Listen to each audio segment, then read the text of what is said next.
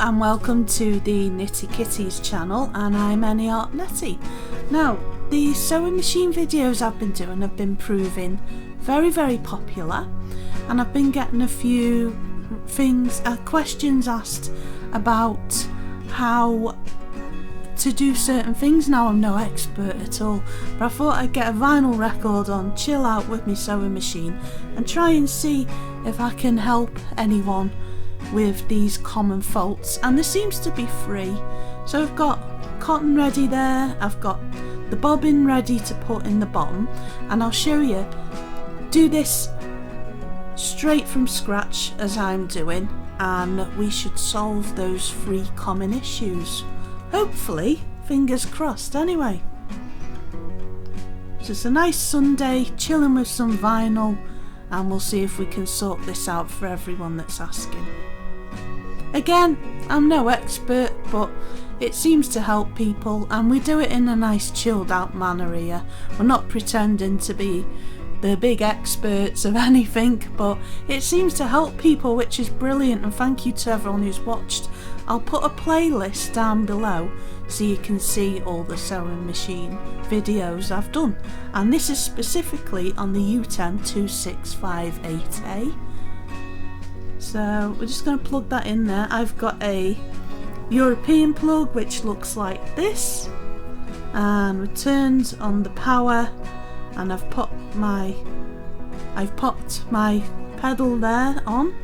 Now these are the three common ones. Now this is in the manual with the sewing machine. There's one which looks like a C backwards with a C, normal, BL and LO, and it shows you how many pips it makes, so you know that something is wrong. So if there's a jam, it'll make a beep, beep, beep, beep 4 times like that. So a normal operation, it'll just go beep once. So the first one we're going to look at is about the buttonhole lever. Now I'll explain this not as much as I did in the buttonhole machine, but if you need help with that, I've done a video on that, so the video is available to watch in that playlist below, which explains, it goes into a lot more detail, but we'll also look at what's happening with that bobbin winder and why the machine is locked up, which shows up on the display as LO. So the first thing we're going to look at is the buttonhole lever, so we're going to turn it on. And you can see the pedals attached there. So it's simple really. When you're wanting to do a buttonhole, see this lever here? Just push that down, and obviously there is a buttonhole attachment which goes with that, which I do show in the buttonhole video, and you go down to 92 to 99 there. Pick whichever one you fancy. My personal favourite is 93. So I'm just gonna bung that in on the stitch selection there, and you can see B has come up on the LCD screen, so reassurance that it's working and it knows that it's in buttonhole mode. Now there is another thing to do on the back of the sewing machine when you are going to make a buttonhole. Specifically, it'll know exactly what to do. It's a very intelligent little computer, this is, as well as a sewing machine. I don't think I've seen any other one. So that noise there, that beep, is a reassuring sound that it's working. Pop it down and it'll make that noise there, so you know it's working then. So we're going to go on to the next common fault here. Again, just that pip meant normal operation, which is brilliant. So let's see, another common problem here is this bobbin winder, and in general the machine is locked up, so it's got LO on it. Now my bobbin is completely run out, so it's not going to sew, so it's like, well, why wasn't it working? It's because it's empty. Check that it isn't all tangled, okay? And check inside there that it isn't tangled. That's the first thing you want to do, is open that up. Now, as much as it's called a drop-in bobbin, you have to make sure that it is the right way round, okay? So the good way to do that is there's a little notch there on the left, see that? And there's a diagram on that to show you which way the bobbin thread should go. So we can see the notch there and that the thread is going anti-clockwise. Now make sure that thread, when you pop it in the machine, that the thread is going to be going over the top of that notch, okay? So don't position it under the notch, position it over. So it just pops on like that, and then the little black switch on the right there, just shift that along there with your finger to the right and it'll pop off. Okay, so yeah, the thread on the top of that there, make sure the thread is going on the top of it and not the bottom. So the top there, popped your bobbin in, the thread is going anti-clockwise, okay? Now I'll go over these things twice, it's just, I know some people are visual, I'm a visual person myself with learning, and we all learn in different ways, we're all clever in different ways, and I find it helps me, this is the way I learn, so hopefully it'll help other people as well. So the next thing then to do is to make sure your thread there isn't tangled. So I'd undo that and I'd redo it all again, and there's a handy diagram on the machine there itself, so follow that. We'll do that in a bit actually, we'll go through it and we'll make sure that we're doing it right, and hopefully then, fingers crossed, we've done that diagram right, the bobbin is going the right way and it'll be absolutely fine. So once you've popped your bobbin in there in the bottom, we're going to turn, okay, and we've done the top thread as well. Turn that wheel that I just showed you then 1 revolution, so you can see I'm turning that and it's picking up that bobbin thread in the bottom there, and it's going to come back up again.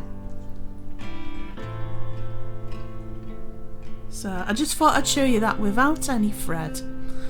So this common problem with the machine locking up, with it being tangled, something has gone quite forced and made it stop working completely and locked up. So the best thing to do obviously first is turn off the power and eliminate where those tangles are, and most of the time you'll open it up, that bobbin thread, and you'll see it's all tangled, so pop a new one in.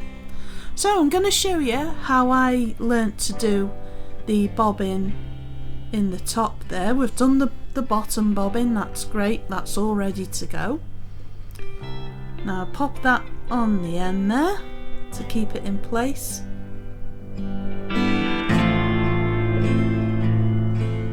Now there is a diagram there, but that can be a bit to somebody who's never done it before. Right, so we're going to pop that thread around, see that silver bit at the top there? And then we're going to go down this indent in the machine. I'm going to take you with me, don't worry. And we're going to go, see, down, carry on down there. I'm going to take you with me again, so we can get straight in there. Here we go, and get as close as we can.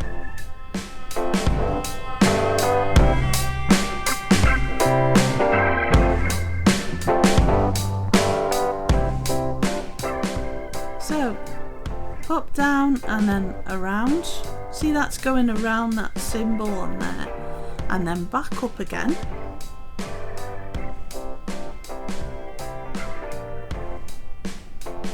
And I'm going to get the camera to go up like that, and then see that silver thing, I'm going to circle it there. You want to go around that. Let's just have a closer look there.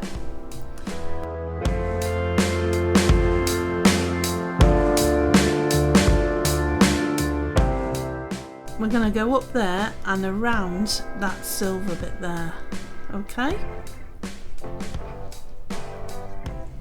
And then back down again.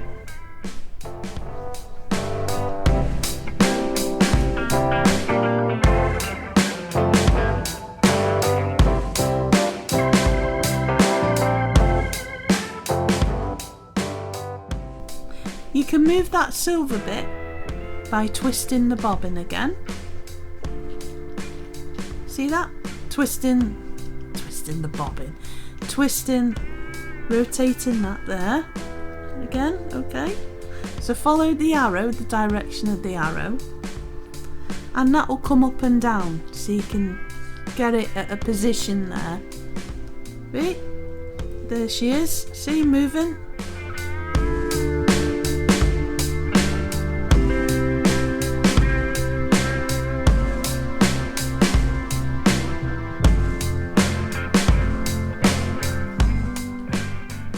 So we've got the idea now where it's going. We're going around that. There's a catch on it. Okay. Around and down. So you go right, left, around that bit there on the silver. And obviously you can turn that there. Follow the direction of the arrow. And that'll make sure that arm, I'll call it an arm, goes up and down.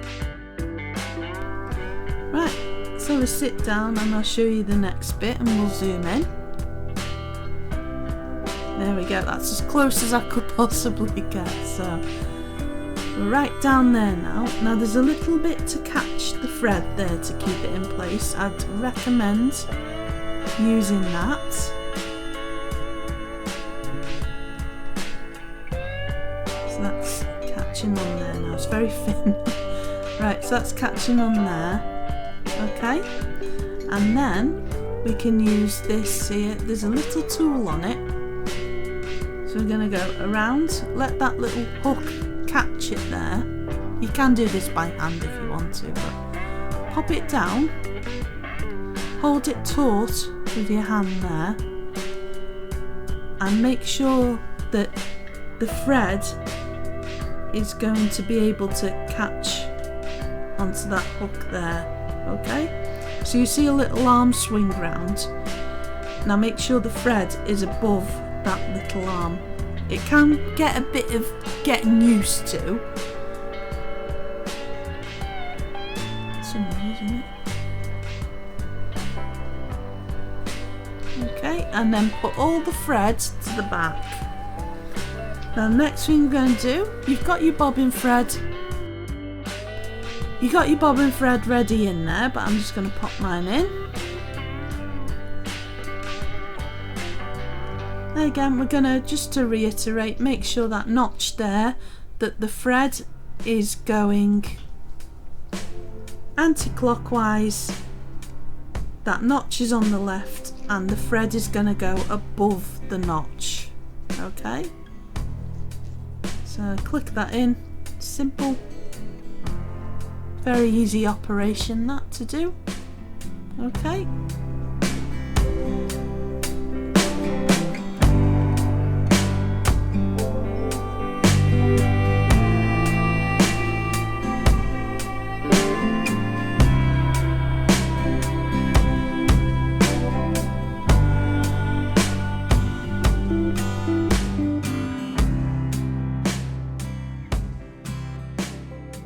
Anti-clockwise, not you want it to be, you want that thread to be anti-clockwise and the thread is above the notch there, okay, and in it is, and that's going to go to the back.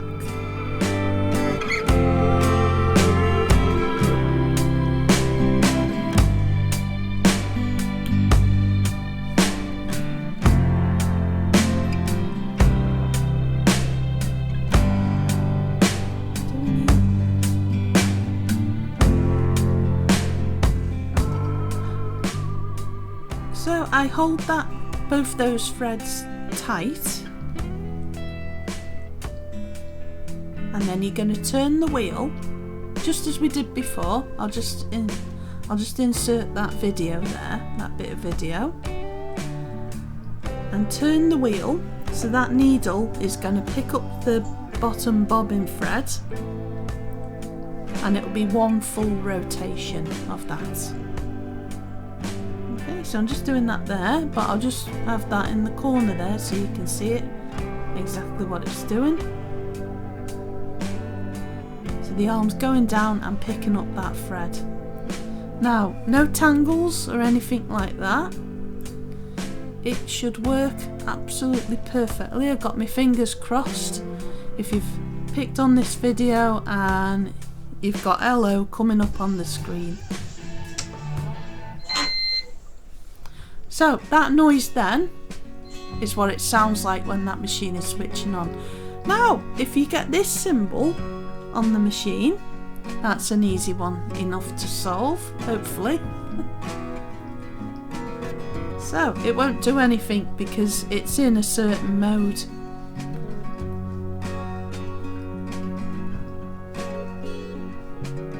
Nothing's happening at all. What's happening? Why is it doing that? There's a reason for it, and it knows, that little computer inside it knows exactly what's happening. Now, another thing is the feed dog control, which you need to have on so it moves the material, otherwise the material isn't going to move at all. Now, one mode is explained for the buttonhole. You can't have that on with that because it knows it's a computer, it knows what to do in buttonhole mode. Now, if you need the material to move, you should have the feed dog in the correct position. So that's another thing to make sure is in place.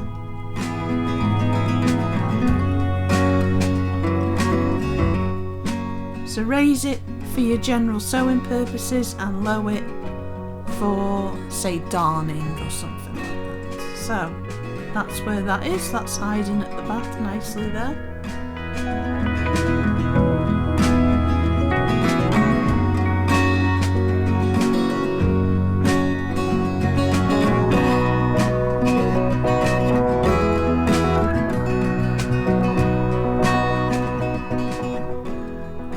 So that JC there is this.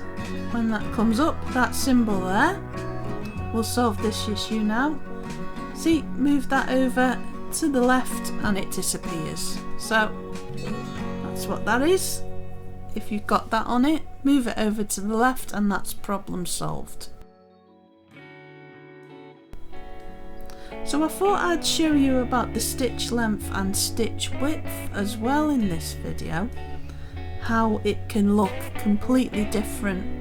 But it depends if you need that or not. It's not necessarily something you need. You can go into letter mode as well. So you can make those letters bigger. So at the minute, it's on 1.5. So there's just one bit that we can change. I do believe that's the width, but we'll have a look now. You can see it's in letter mode as well. I'll circle that bit, and there's this little extra bit what comes with your sewing machine. It's got symbols, @ symbol, numbers and umlauts as well at number 92 there, for 97 for our German friends. So the A there, yeah, that shows that you're in letter mode. Press that A button again and it will take you out of letter mode. Okay.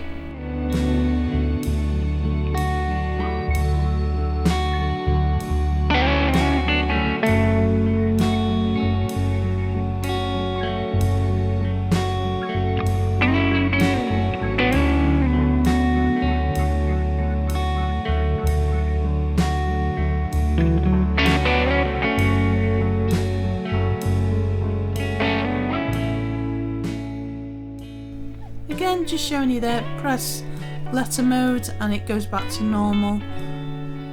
Okay, so which letter am I going to pick? Got capital letters and small as well, and that will fit somewhere on the top there, so you can keep it handy. So I've picked some letters here so we can see what they're like. I've just got a scrap bit of material, and it's always good to have a spare scrap bit of material so you can practice on it. There's the noise that it would make again.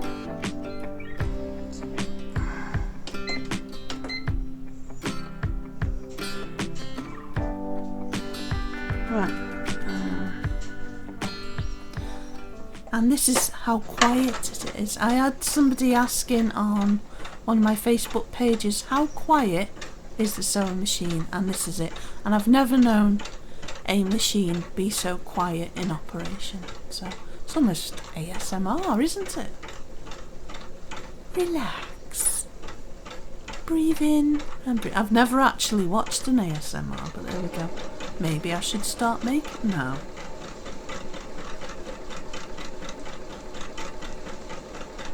So you can hear it when it goes up as well. Going faster. So there we go. I've just done a simple stitch there.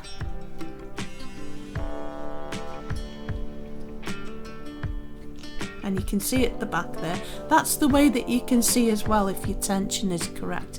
If you can see the other colour on the other side, you need to increase or decrease your tension and get that right as well. So it's on there, increase and decrease with that little dial there.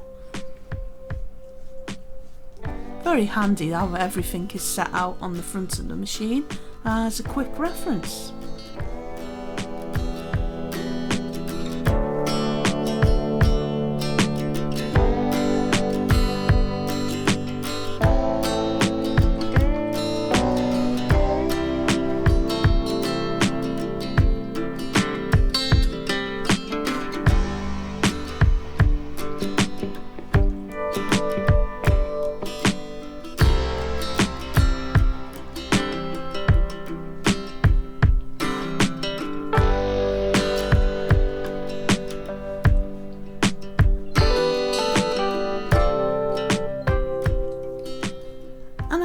Try increasing the width and the length there of the letter, and some of them you'll find symbols.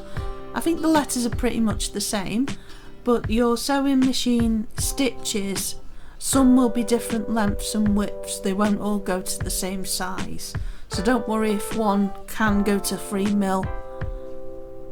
Is it mil? 3. One can go to 3 in length, and maybe one will only go to 1.5. Some will only do certain widths and lengths. So this is just to demonstrate what a lowercase a looks like on the highest. I've put that on the highest width, and I'm also going to show a capital A just to see what that looks like.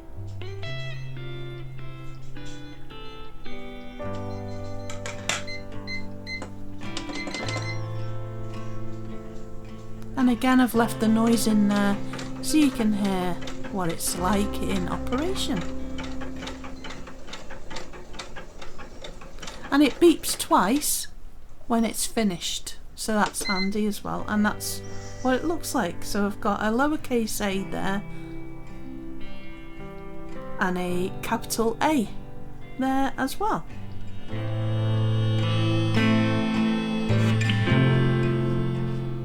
Now we're going to change out of letter mode again, so I'll just press the letter mode to get out of that, and I'm going to pick on a stitch and I'm going to increase the width and the length to as high as it'll go, and then we'll see as low as it'll go, and you can see the difference between the two.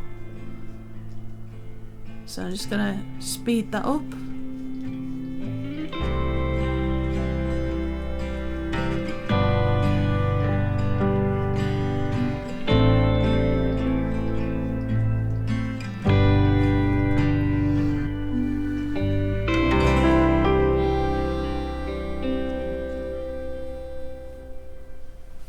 So you can see with the highest width there, this is what a certain stitch looks like, I'm going to decrease that then, and we'll see what that's like then.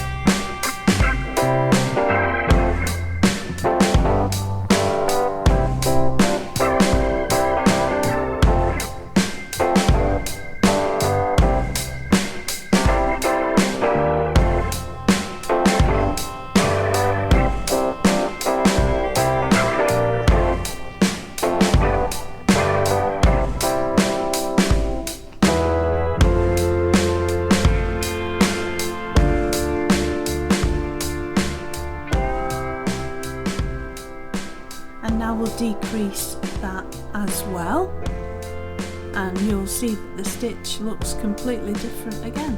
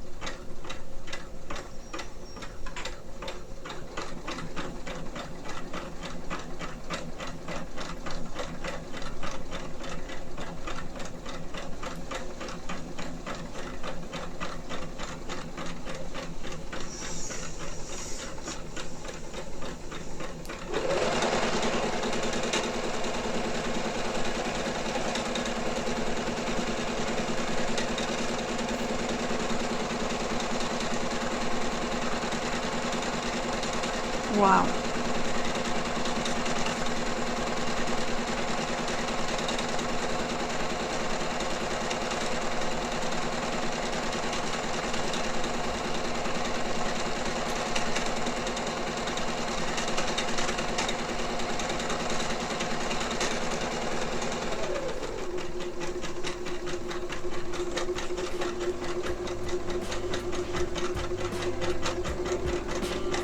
So I've left that in real time so you can see exactly what it sounds like at the 3 different speeds there. Obviously with a big garment you can just whack it on the highest speed, and that means that it just takes it's so much quicker.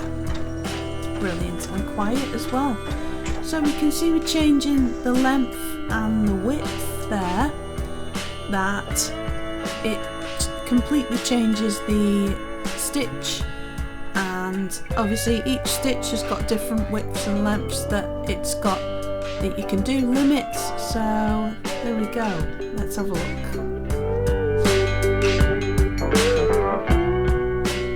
So you can see it looks more like it does on the actual stitch library.